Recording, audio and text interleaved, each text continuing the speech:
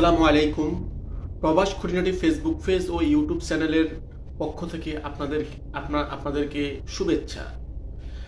আশা করি সবাই ভালো আছেন, সুস্থ আছেন। প্রিয় দর্শক, আমরা সব সময় আপনাদেরকে সঠিক তথ্য ও ভিসা পাসপোর্ট এই বিষয়গুলো সাথে প্রবাসীদেরকে নিয়ে সাথে শ্রম বাজার নিয়ে আমরা কাজ করি।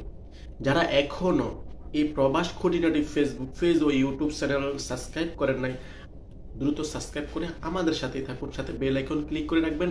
আমরা নতুন কোনো আপডেট তথ্য ভিডিও দিলে যেন আপনার কাছে নোটিফিকেশন চলে যায়, আপনি যেন আপডেটটা জানতে পারেন।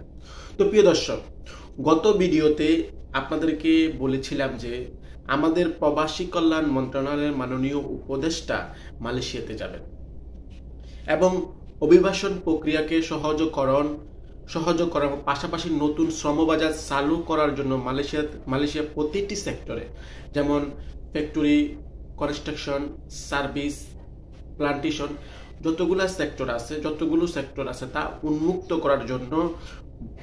করার জন্য বৈঠক করবেন মাননীয় উপদেষ্টা। যাবার কথা ছিল, সেটি পিছিয়ে গেছে। এই বিষয়ে মন্ত্রণালয় একটি স্মারকলিপি প্রদান করেছে। গত 10ই মার্চ এই স্মারকে বলা হয়েছে, মালয়েশিয়াতে সকল সেক্টরের জন্য বাংলাদেশি শ্রমবাজার চালুকরণ ও অভিবাসন সংক্রান্ত সামগ্রিক বিষয় দ্বিপাক্ষিক আলোচনা করবে। 2025 দ্বিতীয় সপ্তাহে এই মন্ত্রণালয় মাননীয় উপদেষ্টা যাওয়ার প্রস্তুতি গ্রহণের নির্দেশ দেওয়া হয়। কিন্তু মার্চ মাসের দ্বিতীয় সপ্তাহে জাতিসংঘের মহাসচিব বাংলাদেশে সফর করার বিদায় এপ্রিল 2025 মাসের দ্বিতীয় সপ্তাহে বর্ণিত সফর সম্ভাব্য সময়সূচি পুনর্নির্ধারণ করা হলো। মালয়েশিয়া সফরে মাননীয় উপদেষ্টা মাননীয় প্রধানমন্ত্রী,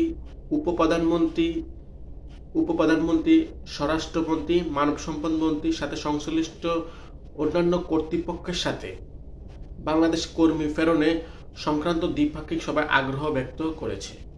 এমত অবস্থায় সংশ্লিষ্ট ব্যক্তিবর্গের সঙ্গে অনুষ্ঠানের দ্বিপাক্ষিক সভা সম্ভাব্য সময়সূচি অতি সত্বর নিশ্চিতকরণের মাননীয় উপদেষ্টা মালয়েশিয়া সফরের প্রয়োজনীয় প্রস্তুতি গ্রহণের জন্য নির্দেশ দেওয়া হলো।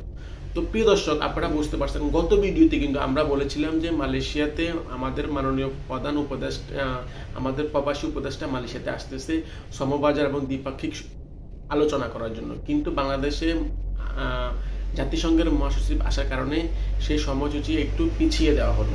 তবে আমরা এই স্মারক প্রদানেতে আমরা যেটা বুঝতে পারলাম সেটা হচ্ছে যে আরেকটু শিওর হলাম, কনফার্ম হলাম যে মালয়েশিয়াতে আবারও কলিং ভিসা এবং শ্রমবাজার সব সেক্টর ওপেন করার জন্য, যেটা সব সেক্টর ওপেন হওয়ার একটা চূড়ান্ত তথ্য আমরা আবারও পেলাম। তবে এটা আশা করি যে আবারও মালয়েশিয়া বাংলাদেশের জন্য শ্রমবাজার খুলবে। তবে আমরা সবসময় বরাবরই জানি যে গত টার্মেও কিন্তু সিন্ডিকেট হয়েছিল। তবে আমাদের মাননীয় উপদেষ্টা কিন্তু সিন্ডিকেটের বিরুদ্ধে। আশা করি উনি সিন্ডিকেটের বিরুদ্ধে কিভাবে বাংলাদেশ থেকে প্রবাসী শ্রমিক মালয়েশিয়াতে আসবে এই বিষয়ে উনি একটা সুন্দর একটা প্রক্রিয়া এবং সুন্দর কোন সিস্টেমে আসবে এটা এখন আমরা কিন্তু অবগত নয়। উপদেষ্টা আসার পরে আমরা এই বিষয়ে কনফার্ম হতে পারবো।